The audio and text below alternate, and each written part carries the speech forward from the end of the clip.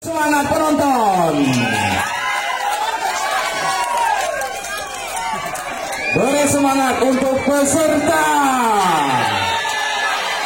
Iya, takbir.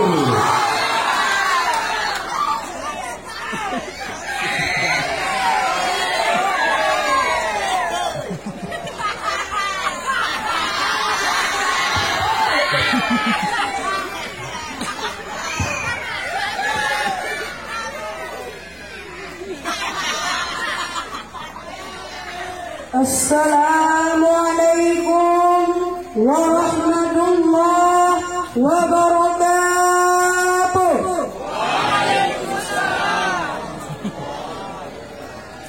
Alhamdulillahilladzi syarrafal ilma wa akramal ulama wa ja'alal ulama'a warasatal anbiya wassalatu wassalamu ala ashrafil anbiya wa ala alihi wa ashabihi wa man tabi'ahum bi ihsanin ila yaumil liqa.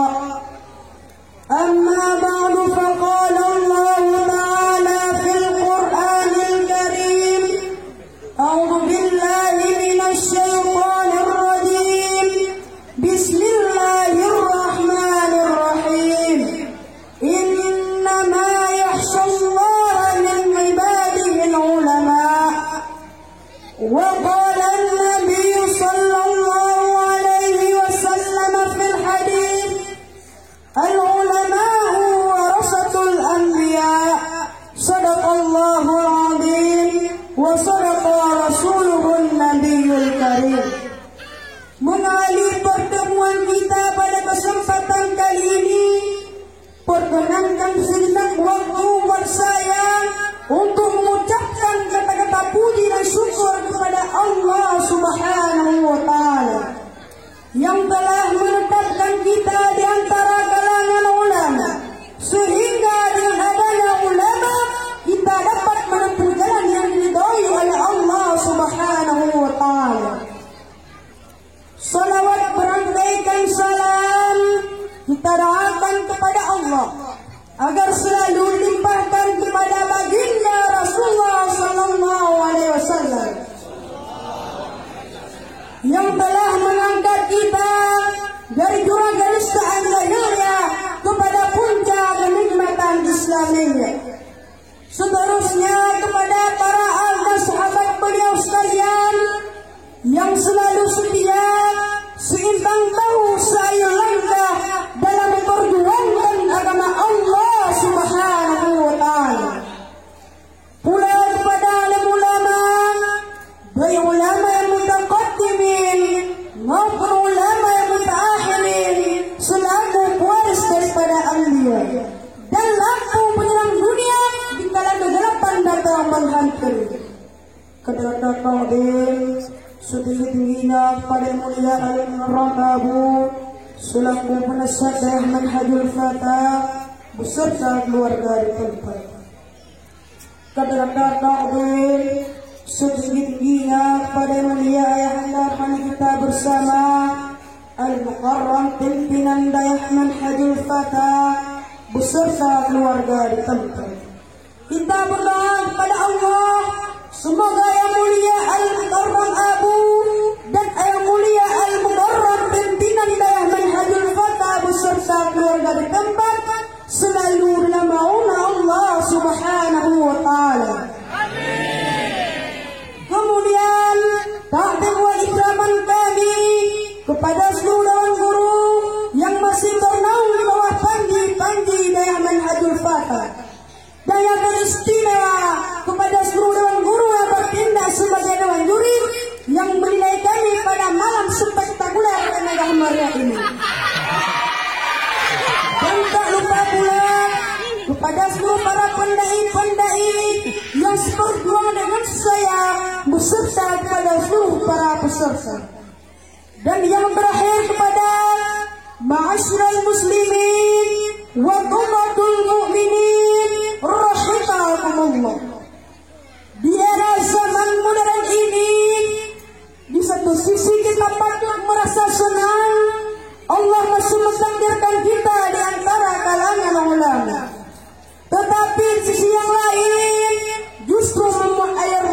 berlima. Karena banyak umat Islam tidak menjadikan ulama sebagai landasan, tidak menjadikan ulama sebagai rujukan dan panutan dalam segala permasalahan. Padahal ulama adalah prioritas pertama kita dalam menjalani kehidupan, baik kehidupan mencakup masalah duniawi maupun kehidupan mencakup masalah akhirawi. Karena ulama adalah putus daripada anbiya, dan inilah yang menjadi pokok pembicaraan kita pada malam yang berbahagia ini. Ma'asyiral muslimin rahimakumullah, hancurnya kehidupan satu bangsa, binasanya sebuah kota apabila di dalamnya tertuangkan ilmu para ulama. Diakui atau tidak, kita berhutang jasa kepada para ulama. Kita umat yang hidup akhir zaman, umat yang belum pernah bertemu dengan baginda Rasul, belum pernah mendengar suaranya, tidak menyaksikan mukjizat, tidak pula mendengar beliau dibacakan wahyu. Kalau sekarang sedikit demi sedikit kenal agama, mengerti halal dan haram, pandai memilah dan memilih antara yang hak dan yang batil, tahu mana yang pantas dan mana pula yang tercela. Kenal Allah adalah Tuhan kita, itu termasuk jasa dan perjuangan para ulama. Kualitas para ulama dalam menyiarkan ilmunya penuh ketekunan dan keikhlasan tanpa marah, jasa dan abadi. Mereka datang dari surau-surau, dari masjid ke masjid, dari desa yang satu ke desa yang lain, di daerah-daerah terpencil, dari lisan ke lisan hingga tutur kata yang saya ucapkan. Mereka tidak mengenal lelah, tidak digaji, tidak pula minta gaji, ikhlas karena panggilan jiwa, suruhnya tidak lain karena tanggung jawab kepada umat. Maka ulama adalah penerus risalah, lebih dari sekedar penerus risalah. Ulama adalah pewaris para nabi-nabi. Sebagaimana Rasulullah bersabda, al-ulama'u masabihul ardi wa hulafa'ul amir wa warasati wa warasatul amir. Artinya para ulama yang menerangi bumi ini, para ulama pengganti para nabi-nabi, para ulama pewarisku, dan para ulama adalah pewaris para nabi-nabi. Maka alangkah tingginya martabat ini, alangkah luhur dan mulianya jabatan ini. Tetapi jabatan tinggi mulia luhur ini bukanlah satu jabatan yang tanpa rezeki. Sebagaimana kita tahu sejarah para nabi yang terdahulu, tidak ada seorang nabi pun yang perjalanannya dalam mengemban risalah lurus dan bertaburan bunga di kanan kirinya. Mereka menghadapi berbagai macam rintangan, halangan, fitnahan, dan lain sebagainya dalam rangka menyiarkan agama Allah Subhanahu wa Ta'ala. Ma'asyiral muslimin rahimakumullah. Tetapi anehnya di zaman sekarang, ulama yang berjuang mati-matian, ulama yang berjuang habis-habisan dibilang tidak benar, malah dicaci, dihina, dihujat dengan berbagai macam cara. Tidak bisa lewat mulut, mereka udah medsos, seperti kita saksikan sekarang ini. Di sana ulama merevolusi akhlak, mereka tidak ngerti. Di saat para pejuang Islam 212 berjuang untuk menegakkan keadilan, mereka bilang anti demokrasi dan bertentangan dengan pemerintah. Namun di sana pejabat yang korupsi malah biasa-biasa saja, tidak ada kena hukuman dan pidana.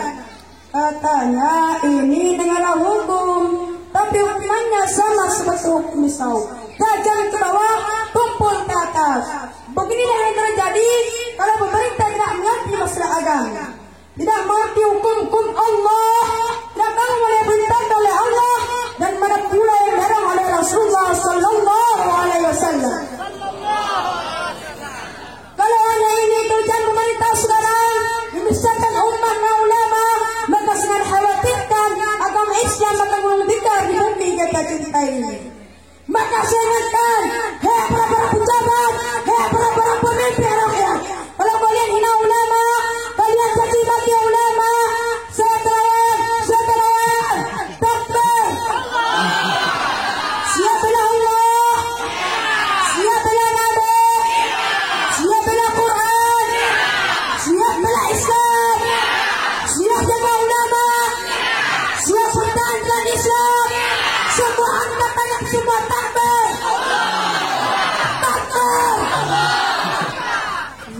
kali teror bagaimana? Lawan.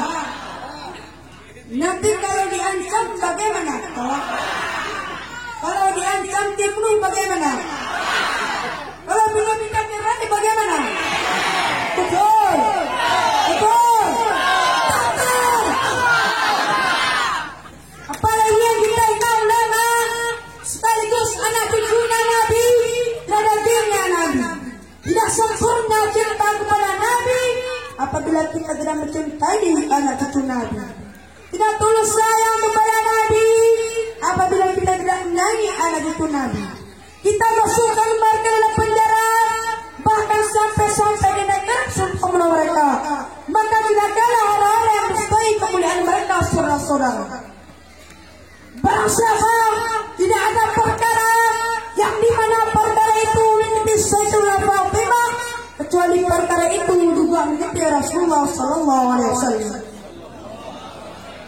Dan tidak ada perkara yang lebih menyakitkan bagi Sayyidatina Fatimah selain daripada melihat anak cucunya disegeti dan terbalik. Sebagaimana dalam satu hadis yang diriwayatkan oleh Jabir bin Abdullah radhiyallahu anhu, Rasulullah berkhutbah kepada kami para sahabat. Qala Rasul, ayuhan nas, man abghadana ahlal bait, hasya'ahu Allah yaumil qiyamah walihi. Barang siapa yang membenci kami, membolimi kami, mengkriminalisasi kami, ahlul bait, anak cucu Rasulullah, engkau sakiti, engkau bolimi, engkau celakai, tidak ada akhirat akan Allah mencatat engkau bersama orang-orang ini. Ma'asyiral muslimin rahimakumullah. Kita selaku umat Islam wajib mencontohi hidup para ulama dalam segala hal, mulai daripada akhlak, ilmu dan perbuatannya. Karena mereka orang-orang bertakwa kepada Allah. Mereka pejuang agama Allah, penjaga warisannya Rasulullah, dan mereka tidak takut kecuali hanya kepada Allah. Janji Allah, orang yang takut kepada Allah balasannya surga.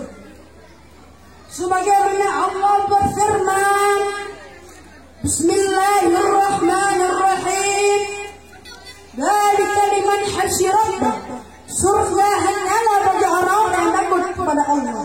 Yang takut kepada Allah hanyalah ulama.